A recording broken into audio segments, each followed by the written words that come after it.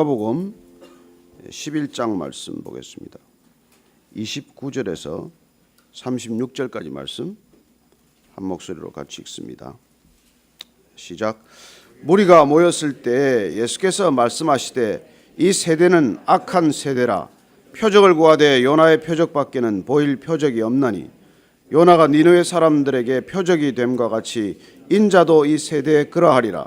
심판 때에 남방 여왕이 일어나 이 세대 사람을 정죄하리니 이는 그가 솔로몬의 지혜로운 말을 들으려고 땅 끝에서 왔음이거니와 솔로몬보다 더 큰 이가 여기 있으며 심판 때에 니느웨 사람들이 일어나 이 세대 사람들을 정죄하리니 이는 그들이 요나의 전도를 듣고 회개하였음이거니와 요나보다 더 큰 이가 여기 있느니라.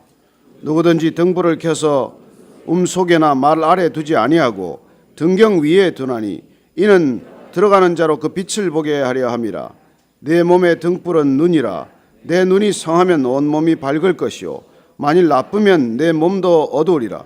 그러므로 내 속에 있는 빛이 어둡지 아니한가 보라. 내 온 몸이 밝아 조금도 어두운 데가 없으면 등불의 빛이 너를 비출 때와 같이 온전히 밝으리라 하시니라.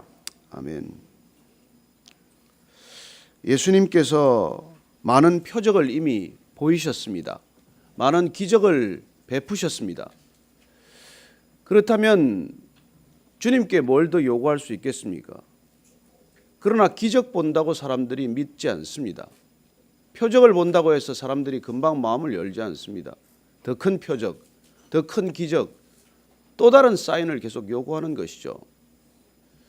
참 이상한 일입니다.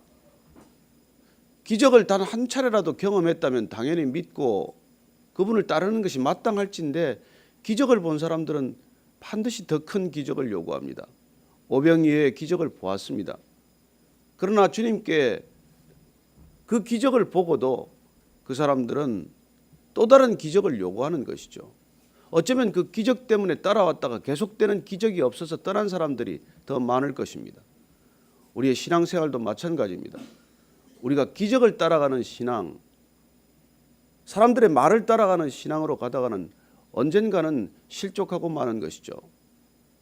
주님께서 오늘 이 기적을 보고 따라오는 사람들, 기적을 계속 요구하는 사람들, 또 예수님을 시험코자 하는 사람들, 끊임없이 의심의 길에서 예수님을 바라보는 사람들에게 다시 한번 이렇게 말씀해 주고 계십니다. 29절 말씀 다시 한번 읽습니다. 시작. 무리가 모였을 때 예수께서 말씀하시되 이 세대는 악한 세대라. 표적을 구하되 요나의 표적밖에는 보일 표적이 없나니. 이 세대를 주님께서 악한 세대라고 말합니다. 주님이 사셨던 세대가 지금부터 2000년 전이니까 그때는 악한 세대고 지금은 선한 세대입니까? 그렇지 않지요. 주님이 사셨던 그 세대도 악한 세대고 지금 우리가 살고 있는 이 시대도 악한 시대입니다. 타락한 세상은 늘 악한 모습을 보이기 마련 아닙니까? 주님께서 거니셨던 그 당시 주님을 끊임없이 따르면서 주님을 책잡고자 하고 어떻게 하든지 올가매일 궁리를 했던 그 사람들이 살았던 시대나 지금 그리스도인들을 그토록 조롱하거나 하는 시대의 본질은 달라지지 않았습니다. 악하다는 것은 무슨 뜻입니까? 왜 그때도 악하고 지금도 악할까요? 악한 이유가 도대체 무엇이겠습니까? 믿음이 없는 세대라는 뜻이죠. 여러분, 우리가 하나님을 거부하는 세대는 그때나 지금이나 다르지 않습니다. 하나님을 없다고 하는 사람들, 늘 하나님에 대해서 마음을 닫고 사는 사람들, 하나님을 믿기보다는 차라리 내 주먹을 믿겠다는 사람들, 하나님을 믿겠다기보다는 이 세상에 있는 것들을 더 신뢰하고 의지하겠다는 사람들, 그 사람들의 마음 상태를 악한 상태라고 하는 것이죠. 그들은 늘 하나님께 대해서 기적을 요구하고 있습니다. 내가 원하는 것들을 다 이루어 달라는 것이죠. 그들은 하나님을 바라는 것이 아니라 내 욕망을 갈망하고 있을 뿐이죠. 내 욕망을 채워줄 신. 그래서 그들은 그 욕망을 채워줄 신을 계속해서 만들어낸 것이 우상 아니겠습니까? 우상이란 무엇입니까? 내가 만든 신들이죠. 하나님께서 우리를 만들었다는 것을 부인하고 창조주 하나님을 거부하고 나를 지으신 하나님을 내가 믿지 않기로 결단하면 우리는 내가 만들어내는 신에 의존할 수밖에 없는 것이죠. 도킨스는 하나님을 인간이 만든 신이라고 말하지만 아니요. 니체는 신은 죽었다고 말하지만 아니요. 죽은 건 신이 아니라 자기 자신만 죽었을 뿐이에요. 그래요. 우리는 만들어진 신을 믿지 않습니다. 만들어진 우상을 따라가는 존재가 아니에요. 우리는 우리를 지으신 하나님을 신뢰하는 사람들입니다. 우리의 생명의 근원이 어디로부터 왔는지를 알고 우리가 죽어서 어디로 갈 것인지를 알고 생명의 주관하시는 그분이 늘 우리 앞에 함께 계신다는 것을 믿는 이 믿음 안에 사는 사람들, 그 사람들을 늘 조롱하는 사람들은 사실 악한 세대들이에요. 그때나 지금이나.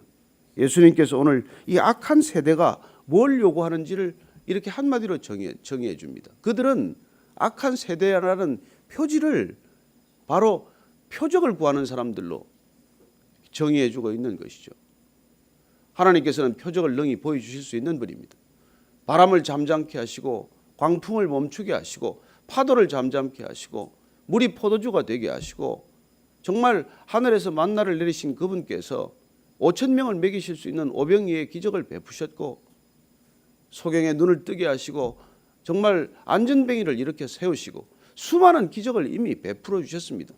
인간이 한계라고 생각하는 것들, 인간의 힘으로 어쩔 수 없다는 것들, 그런 것들을 하나님께서는 이렇게 고쳐주시고 이렇게 세우시고 회복시키시고 생명을 주셨건만 그런 기적들에 감동하기는커녕 또 다른 기적, 더 큰 기적, 그런 기적들을 끊임없이 요구한다는 것이죠. 주님께서 마지막으로 이제 더 이상 표적을 베풀지 않습니다. 주님께서는 내 살을 먹고 내 피를 마셔야 한다는 그런 말씀을 선포하심으로 그들이 다 떠나도록 내버려 두십니다. 어떻게 우리더러 식인종이 되라고 하는가? 주님께서는 더 이상 표적을 요구하는 세대들에게 이제는 보여줄 표적이란 요나의 표적밖에 없다고 말씀하십니다. 요나의 표적이란 무엇입니까? 고래 뱃속에 들어갔다가 사흘 만에 나와서 그리고 니느웨로 가는 그 요나를 왜 여기서 갑자기 주님께서는 들먹이십니까? 요나의 표적이란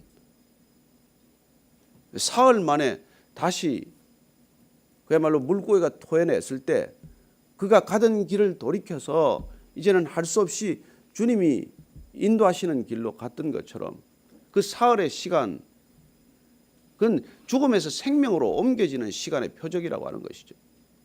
사흘이라고 하는 이 시간은 주님께서 이미 말씀하셨던 사실 시간입니다. 저 성전을 헐라, 예루살렘 성전을 헐면 내가 사흘 만에 저 성전을 새로 지으리라. 그 말씀을 다시 요나의 표적에 빗대어서 하시는 것이죠. 주님께서는 그 성전에 갇혀 있는 저 종교인들, 바리새인들, 서기관들, 사두개인들, 이 모든 종교 엘리트들로 불리는 종교 계층과도 마찬가지 저들이 요구하는 하나님에 대한 표적, 그 표적은 이제 부활의 표적밖에 없다고 말씀하고 계신 것이죠. 사흘간의 이 기적, 요나의 표적은 주님께서 사흘 만에 성전을 새로 일으키듯 죽음에서부터 생명으로 옮겨지는 표적, 사망 권세를 끊고 부활하시는 능력의 표적, 그 표적밖에는 이제 보여줄 게 없다는 것이죠. 주님께서는 이래 인간의 요구하는 그 기적에 응답하지 않으십니다. 그리고 하나님께서 하나님 되심을 어떻게 선포하실 것인지를 이 말씀에 빗대어서 우리에게 오늘 아침 해주고 계신 것이죠. 30절 말씀입니다. 시작. 요나가 니느웨 사람들에게 표적이 됨과 같이 인자도 이 세대에 그러하리라. 요나는 니느웨에 갔습니다. 그야말로 선포하고 싶지 않은 복음, 회개하라.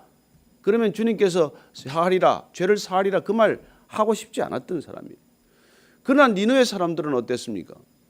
그렇게 목이 기어 들어가는 듯 담대한 믿음의 선포가 아니라 마지못해 하는 그런 회개의 선포에도 불구하고 그들은 금식하고 돌이키지 않았습니까? 그 니느웨 사람들이 돌이켰던 것처럼 그 니느웨 사람들에게는 요나가 왔던 것이 표적이 되었던 것처럼 이제 이 세대에 대해서 주님께서 그렇게 하실 것이라는 것이죠.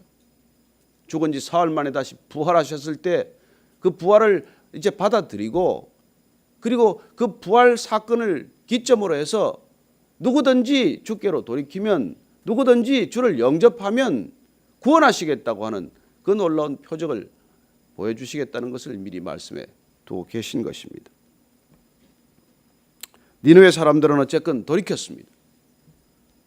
그 요나의 정말 단 한마디 회개를 선포하고 죄 사함을 선포할 때 그들은 돌이켜서 12만이 넘는 그 사람들이 구원을 받았던 사건을 주님께서 그렇게 빗대어 말씀하고 계신 것이죠. 31절 32절입니다. 시작. 심판 때에 남방 여왕이 일어나 이 세대 사람을 정죄하리니 이는 그가 솔로몬의 지혜로운 말을 들으려고 땅끝에서 왔음이거니와 솔로몬보다 더 큰 이가 여기 있으며 심판 때 니느웨 사람들이 일어나 이 세대 사람들을 정죄하리니 이는 그들이 요나의 전도를 듣고 회개하였음이거니와 요나보다 더 큰 이가 여기 있느니라. 주님께서는 지금 이 악한 세대를 향하여 두 사람의 비유를 들고 있는 것입니다. 남방 여왕이 누굴까요? 스바 여왕이죠. 솔로몬 때 왔던 여왕입니다. 잘 아는 대로 이 여왕은 그야말로 먼 길을 지혜를 쫓아서 온 것이죠. 말로만 듣던 지혜, 솔로몬의 지혜가 어떤 지혜인지 하나님께 받은 지혜, 이 세상의 지혜가 아니라 인간의 지혜가 아니라 하나님께서 물부터 쏟아부어 주시는 지혜란 도대체 어떤 지혜인지 말로만 들은 것이 너무 궁금해서 마치 에디오피아 내시가 예루살렘 성전에서 예배 한번 드렸으면 소원 없겠다 그렇게 왔던 것처럼 스바의 여왕도 그렇게 솔로몬을 진짜 찾으러 오지 않았습니까? 와서 그 많은 보물을 가지고 와서 직접 만나보니까 스바 여왕은 어떻게 고백합니까? 내가 들었던 것보다도 훨씬 더 큰 지혜를 보았다고 고백하는 것을 전해 듣게 됩니다.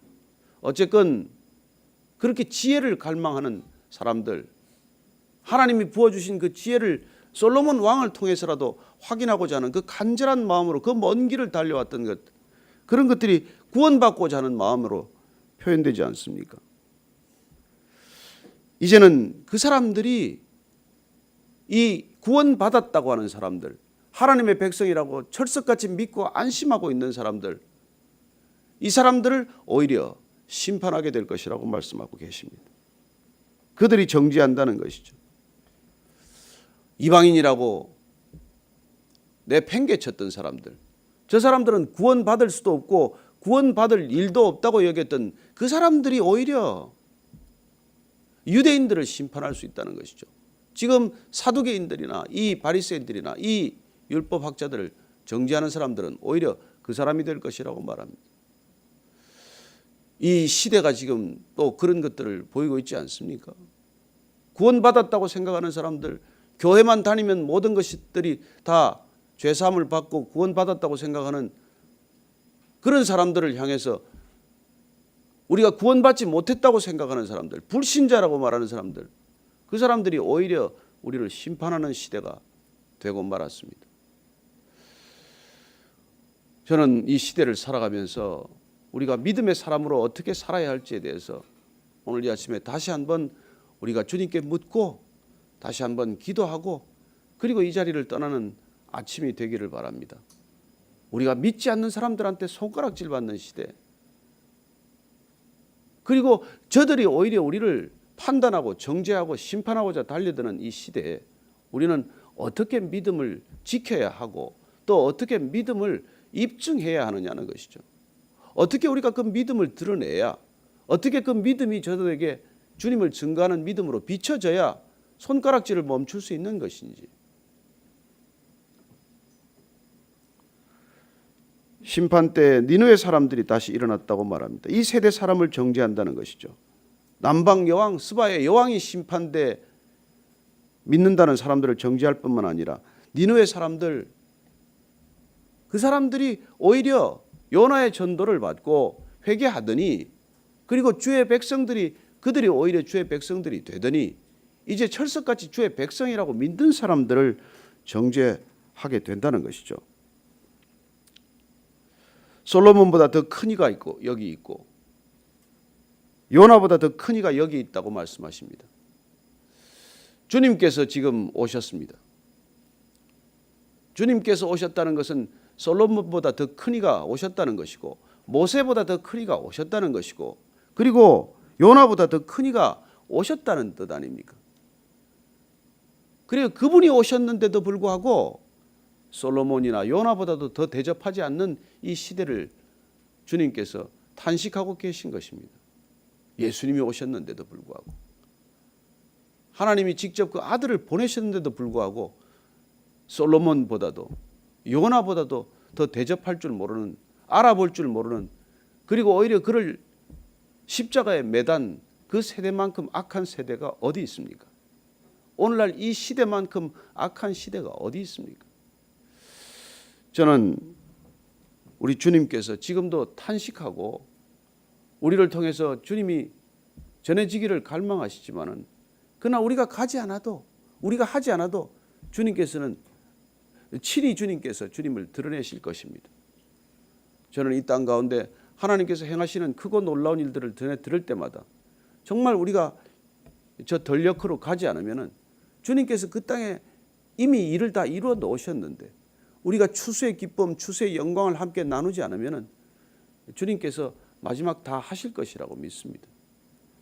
저는 저와 여러분들이 정말 이번에 우리가 태국도 다녀오고, 캄보디아도 다녀오고, 베트남도 다녀오고, 또 지난 우리 이 TMC 몇 분들하고 또 국내 이 순교지를 몇 군데 다 다녀왔습니다. 정말 가는 곳마다 이 한국 땅에 놀라운 순교자들이 있고 또 순교지가 있습니다. 정말 성지순례, 이스라엘 가는 것보다도 못지않게 이 땅에도 성지순례의 길들이 있고, 그리고 이 순교자들의 피가 뿌려진 터 위에 교회가 세워져 있다는 것을 우리가 안다면 마지막 시대를 준비하는 우리의 마음, 우리의 태도가 달라질 것이라고 저는 믿습니다. 그래서 제가 다녀오고 이번에 온 분들하고 같이 얘기하면서 우리 성도들 정말 1년에 몇 차례라도 이걸 만들어서 이 국내 성지순례를 조금 더 우리가 좀 더 다녀야 되겠다. 그리고 우리의 흐트러진 믿음을 다시 한번 새로 부여잡고 다시 새로 믿음을 새로 구축해서 이 시대에 우리가 해야 할 일, 마지막까지 감당해야 할 일들을 다시 해야 되겠다. 그런 생각을 하게 되었습니다.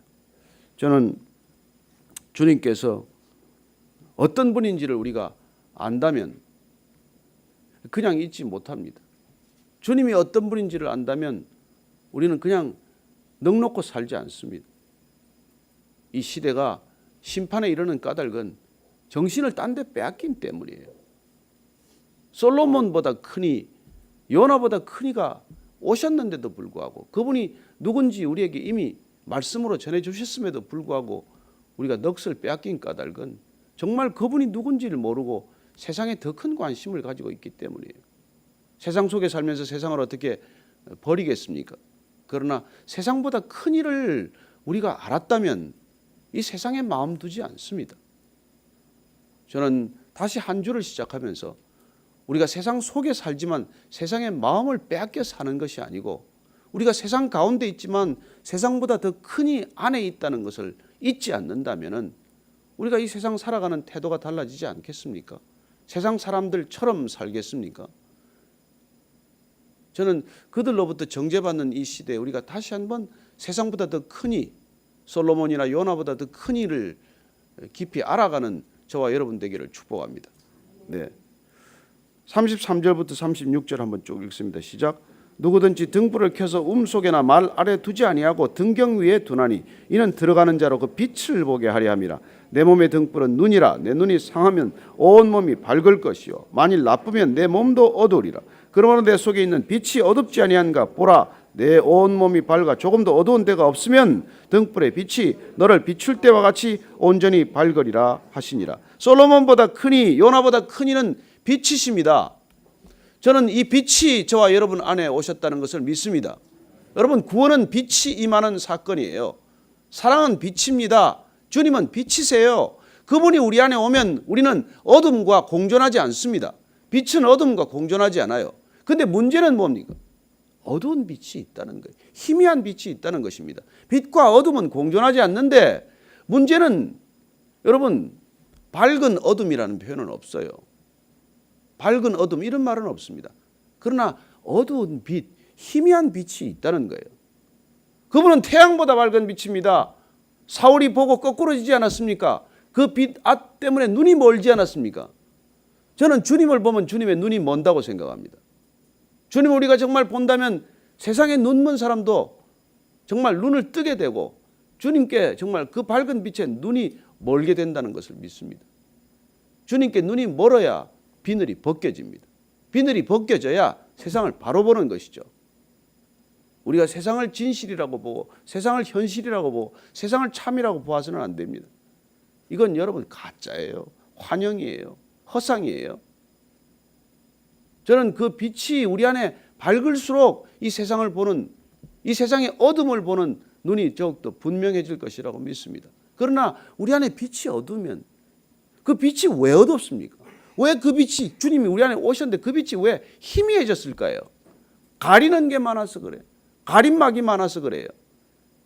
바위만한 가림막이 있습니다. 나 자신이에요. 돌멩이만한 가림들이 있습니다. 그건 뭐예요? 내 욕정들이에요. 정욕들이에요. 그리고 모래알 만한 그런 가림들이 있어요. 빛을 가리고 빛을 막아버리는 것들, 그런 것들이 우리의 근심이에요. 염려예요.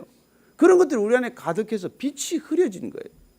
여러분, 내 안에 빛이 흐린 것보다도 답답한 일 없습니다. 차라리 암흑은 밝은 빛을 오면 그냥 순식간에 암흑이 쫓겨나고 말 터인데 빛이 있다고 생각하기 때문에 그 어두운 빛, 희미한 빛에 의지해서 우리는 진짜 밝은 빛을 놓쳐버리는 거예요.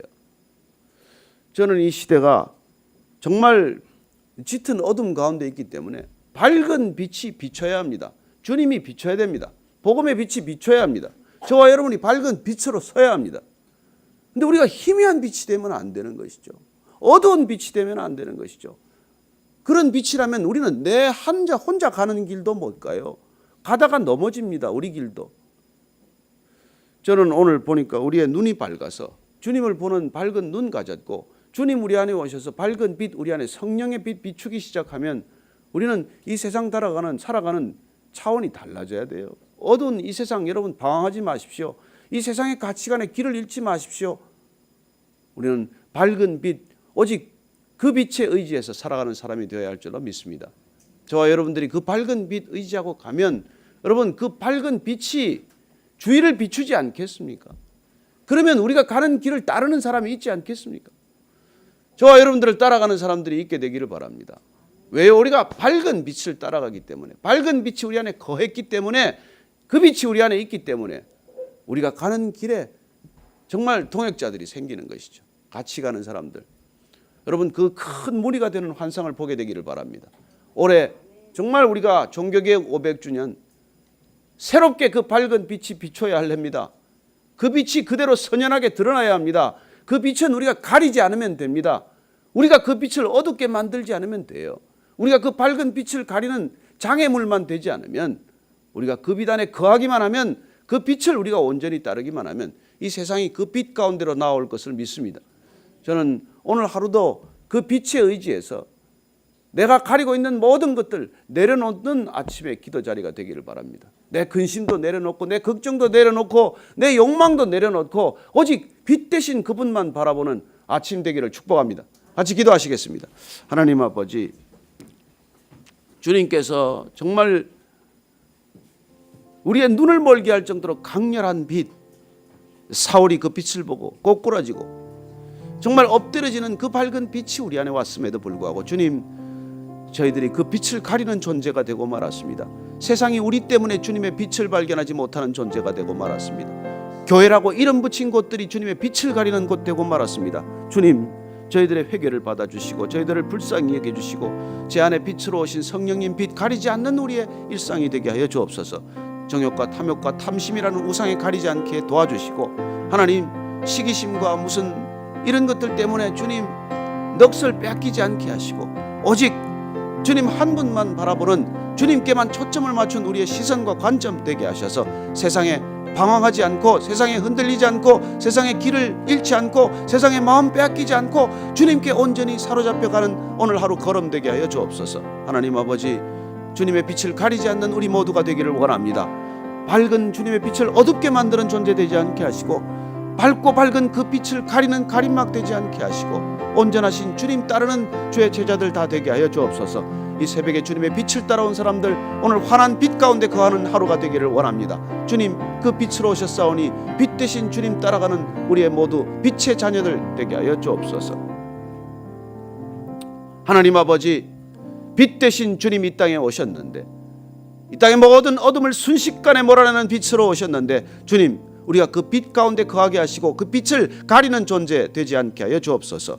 이제는 십자가에서 그 빛을 쏟아부어 주신 우리 구주 예수 그리스도의 은혜와 하나님 아버지의 크신 사랑과 성령의 빛으로 인도하심이 오늘 주님의 말씀대로 밝은 눈 가지고 밝은 빛 가운데 걸으며 밝은 빛 가운데 따라가며 밝은 빛을 비추는 거울 되기를 원하는 이 자리에 고개 숙인 모든 빛의 사자들, 빛의 자녀들 위해 지금부터 영원까지 함께 하시기를 간절히 축원하옵나이다. 아멘.